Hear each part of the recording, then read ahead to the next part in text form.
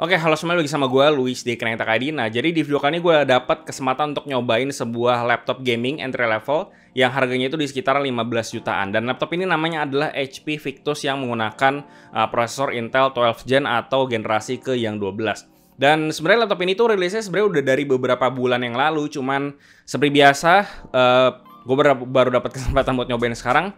Dan gue cukup penasaran sih kira-kira apa yang bisa dilakukan sama laptop gaming entry yang harga di 15 jutaan ini, terutama di tahun 2022 ini. Kira-kira untuk main game itu seperti apa. Dan gue juga sangat-sangat memahami keluh kesah dari pengguna laptop gaming di zaman sekarang adalah temperatur. Dan di sini gue akan nyobain laptop ini kira-kira di penggunaan real time itu seperti apa. Dan di sini gue akan nyobain main pakai laptop ini selama beberapa jam dan seharian juga buat kalian. Semoga bisa dapat gambaran kira-kira temperaturnya aman atau enggak dengan kondisi tanpa menggunakan cooling ekstra atau cooling tambahan kayak cooling pad. Nah, HP Victus yang gue pegang ini itu SKU-nya adalah HP Victus FA0011TX.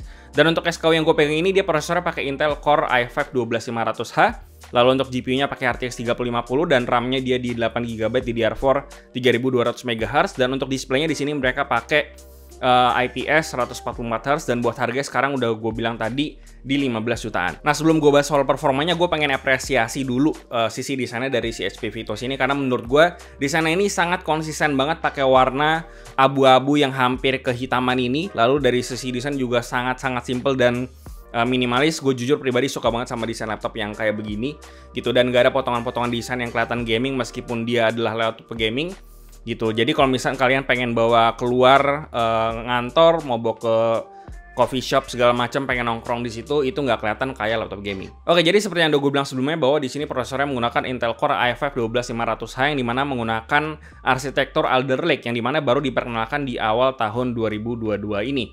Gitu, dan si prosesor ini tuh dia mempunyai total 12 core yang dimana diantaranya itu menggunakan 4 performance core atau P-core dan 8 efficient core atau E-core. Nah, si performance core dan juga efficient core ini bisa dibilang baru diperkenalkan di arsitektur Alder Lake ini. Ini mana berarti dalam satu CPU itu terdapat 2 core yang berbeda sesuai dengan fungsinya. Yang dimana si efficient core ini berfungsi sebagai fungsi utama atau fungsi basis dari si CPU ini, yang dimana lebih efisien juga. Lalu kalau misalkan si laptop ini butuh performance yang lebih, baru nanti si performance core akan ngebantu boosting si performanya dan bisa ngasih clock yang lebih tinggi juga. Jadi kita bisa expect bahwa dari arsitektur ini kita bisa dapetin prosesor yang lebih efisien terutama dari sisi battery life, dan tetap bisa dapetin performance yang oke juga di prosesor ini.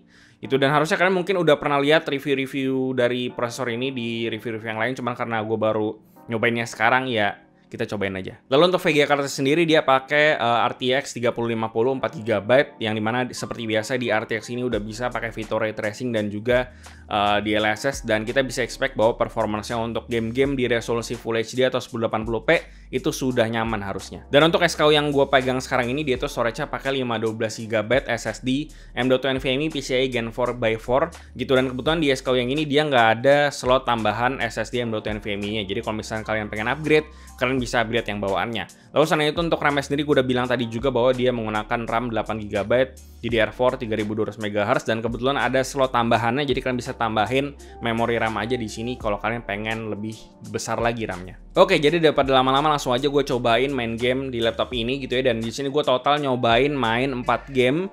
Dan masing-masing game gue cobainnya di 3 jam, dan itu gue cobainnya seharian jadi non-stop tuh, biar tahu temperaturnya kurang lebih seperti apa selama kalau dipakai seharian penuh gitu. Dan di sini jangan lupa untuk ngeset si performance controlnya ke performance mode, dan fan-nya itu di set ke maksimum biar performanya lebih optimal. Nah, untuk game yang pertama di sini gue cobain di Assassin's Creed Valhalla di resolusi Full HD dan di medium settings. Di sini gue nyobain selama kurang lebih 3 jam, frame rate-nya sangat stabil, dan kalian bisa lihat sendiri frame rate-nya kurang lebih seberapa, kalian bisa lihat di B-roll-nya. Dan di sini frame rate-nya stabil, dan untuk di kondisi tempat-tempat yang lagi rame atau banyak ledakan segala macam itu frame rate-nya kadang spiking, tapi masih di kondisi yang sangat-sangat playable banget. Jadi gue nggak ada komplain, dan memang si Assassin's Creed Valhalla ini adalah game yang cukup berat. Dan selain itu gue di game yang kedua gue cobain di Forza Horizon 4. Di sini gue cobainnya di 2 settings, di medium dan juga low, di resolusi Full HD atau 1080p. Di sini frame rate-nya bisa dibilang cukup stabil di keduanya, dan di medium setting sendiri itu dia ada beberapa spiking di kondisi yang lagi lumayan rame, apalagi pas lagi tabrakan gitu, pas lagi rusuh. Cuman mungkin lebih amannya di low settings karena memang si Forza Horizon 4 ini game yang bisa dibilang masih lumayan berat. Lalu untuk game yang ketiga gue cobain di GTA 5, dan di sini frame rate-nya bisa dibilang sangat stabil banget, dan gue cobainnya di resolusi 1080p medium settings, dan overall performance-nya gue nggak ada masalah sama sekali, dan so far ini kayaknya gue nggak nemuin spiking sama sekali di kondisi rame, tembak-tembakan dan segala macam, dan overall di sini udah enak banget di GTA 5. Lalu selanjutnya di game yang terakhir gue ada coba di Overwatch 2, dan di sini juga sama, frame rate-nya oke banget di resolusi 1080p medium settings, dan frame rate-nya bisa dibilang bagus banget di sini.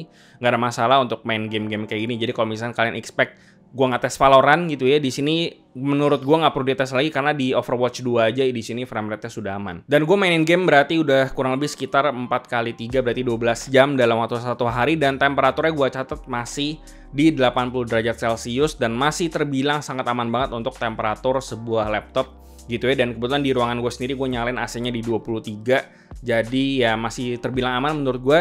Cuman kalau misalnya memang ruangan kalian tidak ber-AC, gue selalu merekomendasikan untuk menggunakan semua laptop gaming dengan menggunakan cooling ekstra tambahan kayak cooling pad. Dan gue rasa laptop ini sudah cukup menjawab kebutuhan kalian, terutama buat kalian lagi nyari laptop gaming, editing, gaming sekolah, gaming kerja, buat main game di medium settings dan resolusi Full HD yang tadi udah gue coba gitu. Dan kembali lagi, kalian selalu bisa gonta-ganti settings dari game yang kalian mainin, terserah. Kalau kalian pengen dapetin performance ekstra, ya kalian tinggal turunin settingnya. Kalau kalian pengen dapetin visual yang lebih bagus, ya tinggal dinaikin aja si settingsnya sesuai dengan selera kalian gitu. Dan pas gue coba pun temperaturnya cukup aman waktu dipakai lama gitu. Dan yang penting sih dari gue, jangan lupa untuk nyalain si performance mode dan juga fan-nya di set ke maksimum biar kalian bisa dapetin performance dan juga temperatur yang lebih optimal. Dan meskipun penampilannya si laptop ini nggak gaming banget, tapi setidaknya untuk performa sendiri si laptop ini sudah bisa kalian percayakan untuk mainin game-game berat kayak yang udah gua cobain tadi. Nah, buat kalian yang pengen laptop berprosesor Intel 12 Gen yang bikin main game kalian jadi lebih kenceng, kalian bisa cek ke official store-nya Intel, atau kalian bisa cek di description box di bawah, gue udah kasih link di bawah. Karena ada promo yang menarik dari mereka, jadi silahkan cek aja di bawah kalau kalian tertarik. Dan ya, gue rasa itu aja yang bisa gue bahas di video kali ini. Seperti biasa, kasih tau gimana pendapat kalian di kolom komentar di bawah, like dan share jika bermanfaat. Lalu follow semua sosial media kami di Instagram, ada TikTok juga yang kontennya beda sama di sini. Lalu join komunitas kami juga di Discord, semua linknya ada di deskripsi. Yang terakhir, yang mau subscribe, gue dari Karena Kita Kadi. Sampai jumpa di video berikutnya.